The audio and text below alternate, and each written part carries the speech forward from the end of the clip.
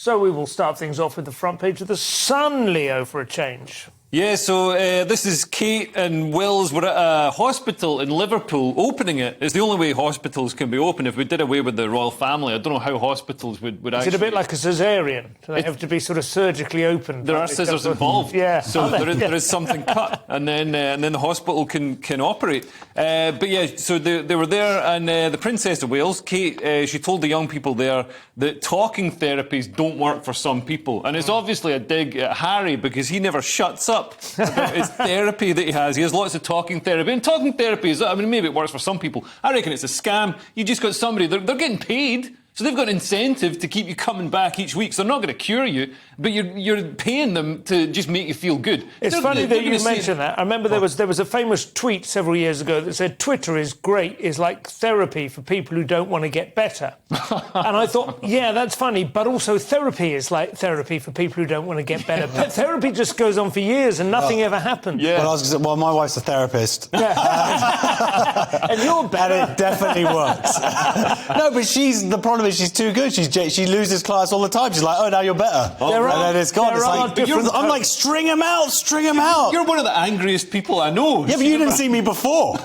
You should see me there. There are different codes, right? CBT, for instance, I think that does work. Cognitive behavioural therapy. That gives people recognisably, tools that can actually improve their condition. Yeah. The Freudian analysis, that kind of stuff, the New York kind of, the Woody Allen thing, that just can go on for decades without anyone ever getting any better. It becomes just a habit. And especially with somebody who's a bit thick, like Harry. So, you can just dupe him along. You can just tell him everything's everyone else's fault. Oh, it's the media's fault. Well, and that's why they're enemies. We have Harry coming up later. So well, I should say, I personally don't think that she was talking about him at all. She was talking to a 14-year-old kid who was like talking about how he's in music therapy and how it helps him to express his emotions. That's good. And then she's like, well, that's right. Now, if she was clever, maybe, of course, that could be the secondary thing, but I think she's actually a nice person. She was like, well, now, that would be funny. I'm just going to give her too much credit. No, I think you're absolutely right. And it is good, actually, that these kids have alternative therapists, because some people find talking exactly the thing that has caused them to have trouble in the first place. It's all paid for by my taxes.